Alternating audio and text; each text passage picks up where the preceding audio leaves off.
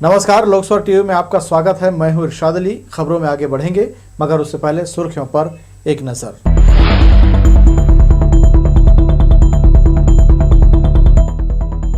Bike सवार परिवार को माजदा ने मारी टक्कर, 3 की मौत, 1 का सिम्स में चल रहा उपचार। जिले के 3 रेत खदानों का ठेका, अलग अलग समूहों को मिला काम। लाल बहादुर शास्त्री स्कूल में शुरू हुई रामकथा, 19 फरवरी तक बहेगी भक्ति की अविरल धारा। और राष्ट्रीय लोक अदालत के साथ लगा मोहल्ला लोक अदालत, लगभग 5000 प्रकरणों का किया गया निपटारा। ये थी सुर्खियां, अब खबरें विस्तार से। शनिवार को सड़क हादसे में तिफरा निवासी एक ही परिवार के 3 सदस्यों की मौत हो गई, जबकि एक बच्ची का गंभीर अवस्था में इलाज चल रहा है। मोटरसाइकिल में सवार होकर यह परिवार बेलपान मेला देखने जा रहा था, जिन्हें उसलापुर ओवरब्रिज में माजदा ने अपनी चपेट में ले लिया। मोहनलाल साहू तिफरा के मन्नाडोल में रहकर शिवांगी ऑयल फैक्ट्री में ड्राइवरी का काम करता था।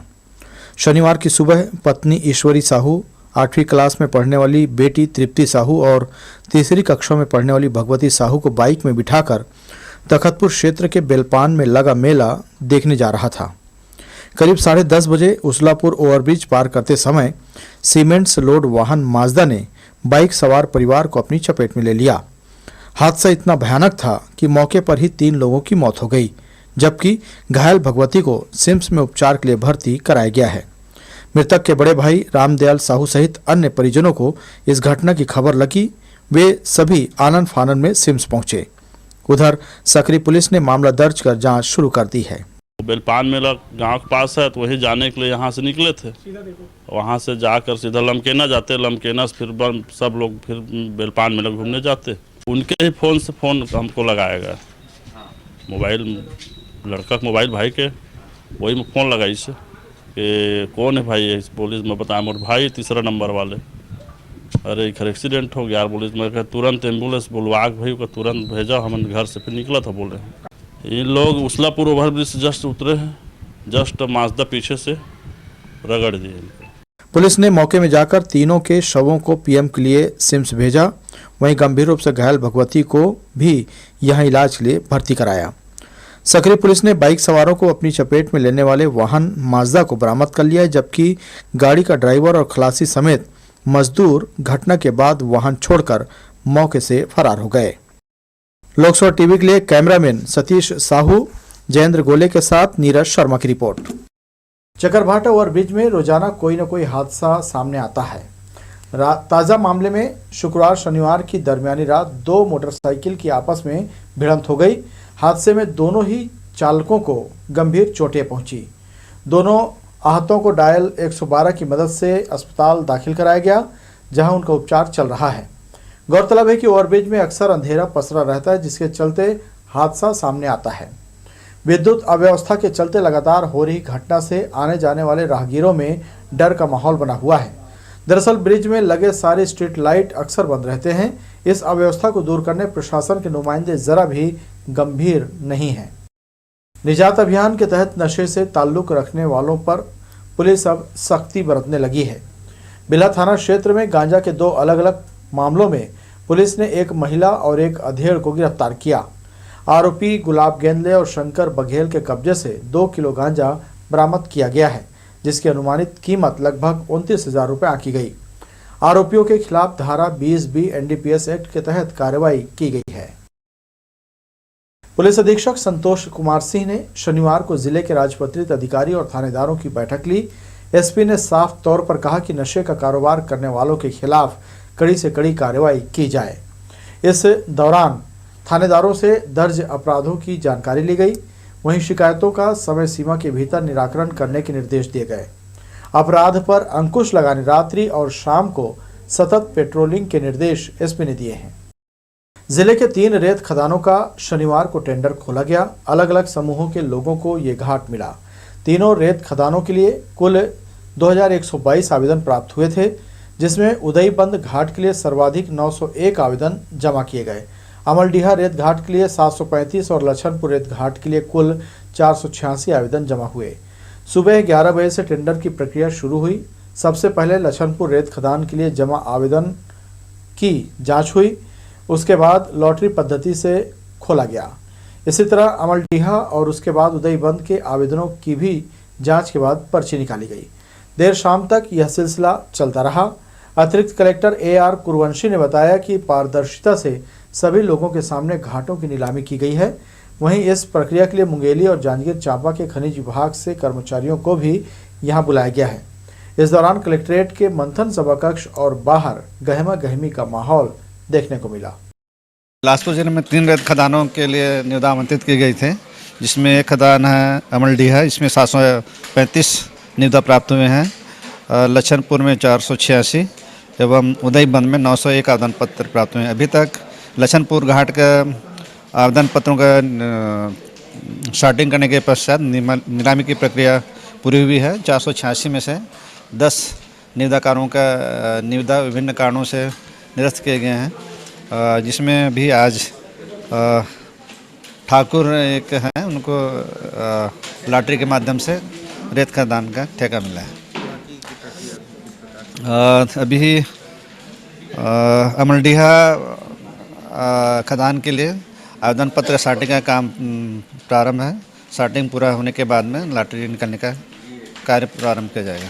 प्रदेश भर में करीब 100 से अधिक चिटफंड कंपनी के निवेशकों की पैसा वापसी को लेकर रायगढ़ कोसम नारा से पीड़ितों का दल पैदल चलते हुए रायपुर की ओर रवाना हुआ है। ये सभी मुख्यमंत्री निवास जाकर मुख्यमंत्री से लोगों के फंसे पैसे को वापस दिलाए जाने की मांग करेंगे।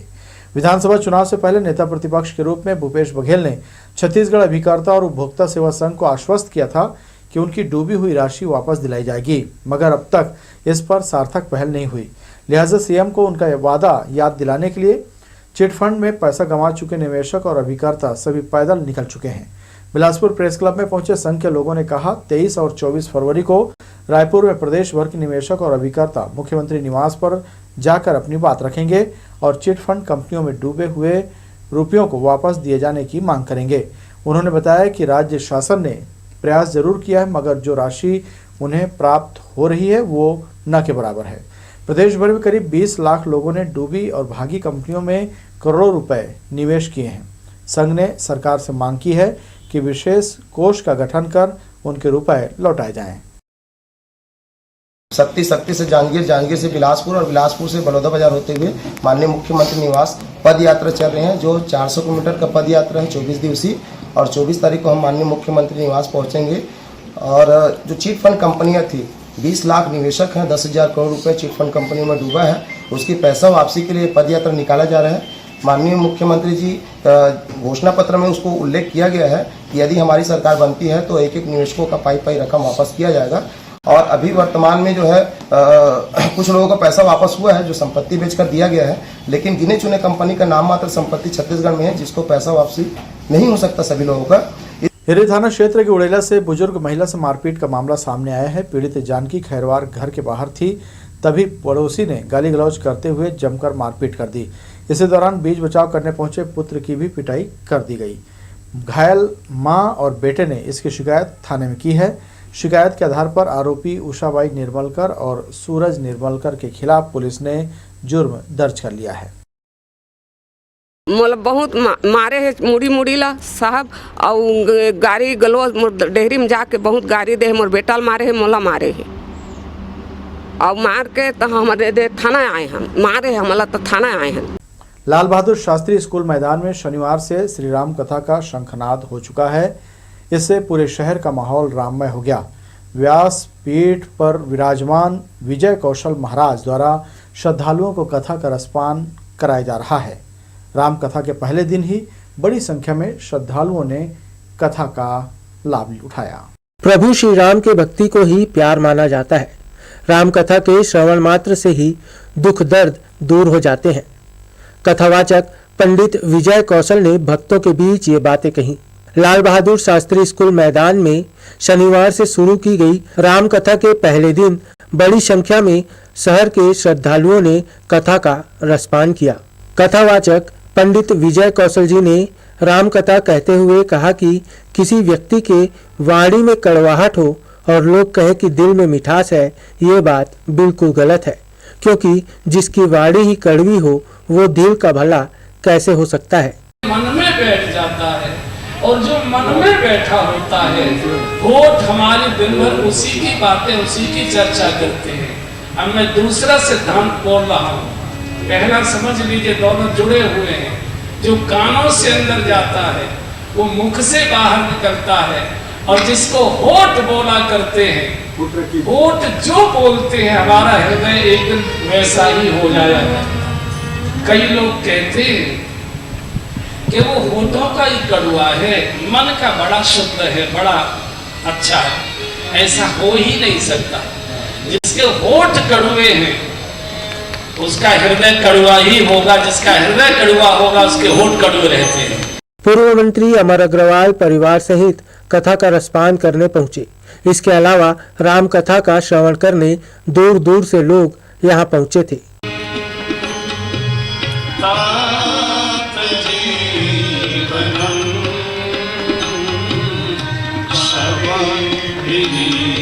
लोकसभा टीवी के लिए कैमरामैन जयेंद्र गोले के साथ नीरज शर्मा, बिलासपुर। सरकंडा के बंगाली पारा की गलियों में कई वर्ष पूर्व सीसी रोड का निर्माण कार्य कराया गया था, जो पूरी तरह से जर्जर हो गया, जिसे ध्यान में रखते हुए वार्ड पार्षद द्वारा इन सड़कों पर डामरीकरण का कार्य कराया जा रहा है। सीएमएचओ कार्यालय के सामने गली नंबर 3 से लेकर मुक्तिधाम चौक तक यह काम किया जा रहा है। सड़क मरम्मत कार्य के बाद वार्डवासियों को इससे काफी राहत मिलेगी। सिविल लाइन थाना क्षेत्र अंतर्गत मरीमाई के पास गांजा बेचने की सूचना जैसे ही पुलिस को मिली, तत्काल मौके पर जाकर गांजा बेचने वाली सरोज श्रीवास के पास से 1 किलो 300 ग्राम गांजा पुलिस ने बरामद किया। आरोपी महिला के खिलाफ एनडीपीएस एक्ट के तहत कार्रवाई की गई है। निजात अभियान के तहत सिविल लाइन पुलिस ने नशे का इंजेक्शन बेचने वाले जराभाटा निवासी जितेंद्र टंडन को गिरफ्तार किया है। आरोपी से 96 नग नशीला इंजेक्शन बरामद कर पुलिस ने एनडीपीएस एक्ट के तहत कार्रवाई की है। पुलिस की पकड़ में आया जितेंद्र टंडन पूर्व में भी कई बार नशीली दवा बिक्री करने के मामले में जेल की सलाखों के पीछे जा चुका है। बढ़ेंगे अहम खबरों की ओर, मगर उससे पहले सुर्खियों पर एक नजर।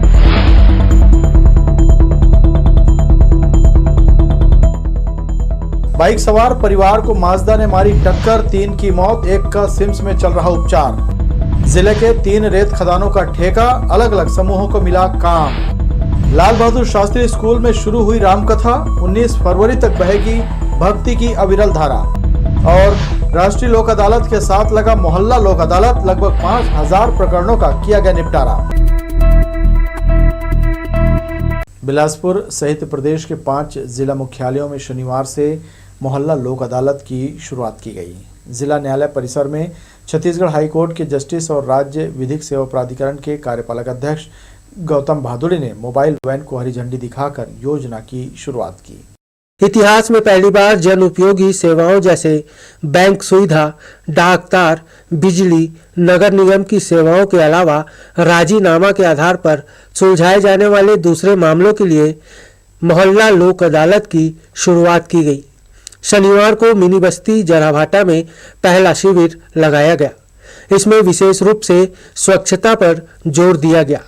देश में पहली बार न्यायालय अपने प्रांगण से बाहर निकलकर मोबाइल वैन में सजे कोर्ट के जरिए न्याय दे रहा है।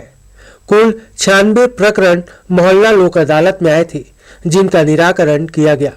इस दौरान मोहल्ले वासियों के आवेदन पर सुलभ के चारों ओर बाउंड्री वॉल बनाने का फैसला भी दिया गया। हमारे देश में हम ये तो बहुत अच्छे से जान रहे हैं कि सफाई स्वच्छता प्रणाली पे बहुत जागरूकता आ गई है, और विधिक सेवा प्राधिकरण अधिनियम के तहत जो 10 सेवाएं देती है स्थायी लोक अदालत, उसमें प्रमुख सेवा है सफाई एवं स्वच्छता प्रणाली, और ये जन जन से जुड़ी है और ऐसी समस्या है जिसके लिए न्यायालय अपने कक्ष से बाहर आके भी काम कर सकता है। तो निश्चित रूप से हमने एक ऐसी बस्ती को चुना जो वास्तव में, जब हम देखते हैं कि हमारे मध्य प्रदेश का इंदौर शहर पूरे विश्व में सफाई में फेमस हो गया, तो क्या बिलासपुर में हमारी मिनी माता बस्ती फेमस नहीं हो सकती कि हम स्वच्छ रहते हैं? हम एक जागरूकता रखना चाहते हैं, बताना चाहते हैं कि अभी भी कभी भी कोई समस्या हो तो स्थायी लोक अदालत में आके अपनी सफाई स्वच्छता प्रणाली को आप विकसित कर सकते हैं। मोहल्ला लोक अदालत के लिए राज्य विधिक सेवा प्राधिकरण द्वारा विशेष प्रकार का मोबाइल वैन बनाया गया है। मोबाइल वैन के भीतर पूरा कोर्ट रूम बना है। इसमें जिला एवं सत्र न्यायाधीश के अलावा 2 सदस्य और कोर्ट के स्टाफ के बैठक की व्यवस्था की गई है। इसी मोबाइल वैन के जरिए मिनीमाता बस्ती में देश की पहली मोहल्ला लोक अदालत लगाई गई। खास बात यह है कि इस अदालत के फैसले को किसी भी अन्य अदालत में चुनौती नहीं दी जा सकती। इस कोर्ट का फैसला सर्वमान्य होगा। लोकसभा टीवी के लिए कैमरामैन जयेंद्र गोले के साथ नीरज शर्मा, बिलासपुर। नेशनल लोक अदालत में लगभग 5000 प्रकरणों का निपटारा किया गया। शनिवार को आयोजित लोक अदालत में राजस्व, बैंक, लोन, पारिवारिक विवाद, बिजली बिल संबंधित मामले शामिल थे। छत्तीसगढ़ हाईकोर्ट सहित प्रदेश भर के जिला व अधीनस्थ न्यायालयों में राष्ट्रीय लोक अदालत में आपसी समझौते से निराकरण होने वाले मामलों की सुनवाई की गई। नेशनल लोक अदालत के गठन से पहले विधिक सेवा समिति ने उच्च शिक्षा विभाग के अलावा स्कूल शिक्षा विभाग व बिजली कंपनी के अफसरों को लंबित मामलों की फाइल के साथ तलब किया था। उन प्रकरणों को प्रमुखता के साथ सुनवाई के लिए रखने कहा गया, जिसमें आपसी समझौते की संभावना ज्यादा बन रही है। नेशनल लोक अदालत में आपराधिक मामले, सिविल, चेक संबंधी, चेक बाउंस, बैंक वसूली, मोटर दुर्घटना दावा से संबंधित मामले, पारिवारिक, श्रम, भू राजस्व से संबंधित मामलों के अलावा विवाद पूर्व प्रकरण, प्री लिटिगेशन के तहत संपत्ति कर, जल कर, बिजली बिल, टेलीफोन बिल जैसे लगभग 5000 मामलों का निपटारा किया गया। 4000 से अधिक लंबित मामलों का निराकरण नेशनल लोक अदालत में हो चुका है और हमें उम्मीद है कि लगभग 5000 से अधिक लंबित मामलों का निराकरण नेशनल लोक अदालत में हो सकेगा। इसके अलावा जो इस वर्ष की पहली मोहल्ला लोक अदालत में लगभग 96 मामलों का निराकरण किया गया है। इस बार नेशनल लोक अदालत में 45 केंद्र राजस्व संबंधी मामलों के लिए बनाए गए थे, वहीं 32 केंद्र में अन्य मामलों का निपटारा किया गया। लोकसभा टीवी के लिए कैमरामैन जयेंद्र गोले के साथ नीरज शर्मा, बिलासपुर। जोन क्रमांक 2 तिफरा में शनिवार से 15 फरवरी तक जन समस्या के लिए शिविर आयोजित किया गया। शिविर में नाली, बिजली, पानी के अलावा दूसरे राजस्व संबंधित प्रकरणों को शामिल किया गया है। जोन क्रमांक 2 के कमिश्नर ने शिविर से जुड़े पहलू की जानकारी दी। कमिश्नर साहब का निर्देश था कि अभी निकट समय में सीएम का दौरा बिल्हा विधानसभा में है। चूँकि तिफरा जोन बिल्हा विधानसभा के अंतर्गत आते हैं, तो जन समस्या निवारण शिविर लगाने के निर्देश था। इसमें मुख्य रूप से समाज सुरक्षा, मतलब मूलभूत आवश्यकताओं, पेंशन संबंधी विभिन्न योजनाओं का पेंशन, करों को अपडेट करने के संबंधी जो भी समस्या है, जल कर, संपत्ति कर वसूली, शिविर में अपनी जो समस्याएं हो निराकरण कर सकते हैं। इसके अलावा जो भी समस्या वहाँ लेके आएंगे। और आज से चालू है, प्रति दिवस 2 घंटे का है, 15-2 तक चलेगा। अब लास्ट में क्या स्थिति बनेगी कि कितनी समस्याएं आई हैं, निराकरण किया जाएगा। दक्षिण पूर्व मध्य रेलवे के बिलासपुर रेल मंडल अंतर्गत अकलतरा जयराम नगर स्टेशनों के बीच स्थित मानव सहित संपार लटिया फाटक को 14, 15 और 16 फरवरी को मरम्मत कार्य के लिए सड़क यातायात के लिए बंद करने का निर्णय लिया गया है।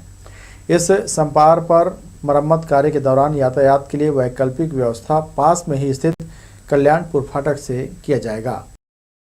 पश्चिम रेलवे के रतलाम रेल मंडल के कड़छा बरलई सेक्शन में दोहरीकरण लाइन का कार्य 23 मार्च तक किया जाएगा। लिहाजा दक्षिण पूर्व मध्य रेलवे से चलने वाली कुछ गाड़ियों का परिचालन प्रभावित हुआ है, जिसमें 16 फरवरी को पुरी से चलने वाली इंदौर एक्सप्रेस और 21 फरवरी को इंदौर से चलने वाली इंदौर पुरी एक्सप्रेस परिवर्तित मार्ग इंदौर फतेहाबाद उज्जैन होकर चलेगी। 18 से 22 फरवरी तक बिलासपुर से चलने वाली Indore Narmada express Ujjain railway station में समाप्त होगी। वहीं 19 से 23 फरवरी तक इंदौर से चलने वाली बिलासपुर नर्मदा एक्सप्रेस इंदौर के स्थान पर उज्जैन से बिलासपुर के लिए रवाना होगी। स्कूल में अध्ययनरत छात्र छात्राओं को जाति, आमदनी और निवास प्रमाण पत्र के लिए कार्यालय का चक्कर न लगाना पड़े, इसके लिए स्कूलों में ही शिविर लगाकर उन्हें प्रमाण पत्र दिए जा रहे हैं। कलेक्टर के निर्देश पर तहसीलदार शिविर के जरिए विद्यार्थियों के जाति, निवास और आमदनी प्रमाण पत्र तय समय सीमा के भीतर उपलब्ध करा रहे हैं। सक्रिय तहसीलदार ने बताया कि क्षेत्र के सभी विद्यालयों में छात्र छात्राओं से आवेदन लेकर प्रमाण पत्र जारी किए जा रहे हैं। सभी बच्चों के लिए जाति प्रमाण पत्र जारी करना है। स्कूल स्तर पे ही शिविर लगाया जा रहा है और हम लोग राजस्व शिविर भी का आयोजन कर रहे हैं तहसील में, और स्कूल में ही सभी स्कूल में जाके शिविर लगाकर उनके डॉक्यूमेंट लेकर लगातार हमारे द्वारा जाति निवास आय प्रमाण पत्र जारी किया जा रहा है। विशेष अभियान छेड़कर यह कार्य पूरे जिले में किया जा रहा है। बहुत सारे बच्चों का तो प्रमाण पत्र जारी हो गया है, लेकिन कुछ जिनका कुछ दस्तावेज का अभाव है, कहीं पर कुछ है, तो उसको फिर कंप्लीट करा के फिर से जारी किया जा रहा है। विगत 3 माह से काम चल रहा है। शिविर लगा था जाति निवास बनने के लिए, हम जाति निवास बनने के लिए बनाने के लिए दिए हैं। तो यह थी हमारी लोकस्वर टीवी की तमाम खबरें। अगले बुलेटिन में आपसे फिर होगी मुलाकात। तब तक के लिए इरशाद को दीजिए इजाज़त। नमस्कार।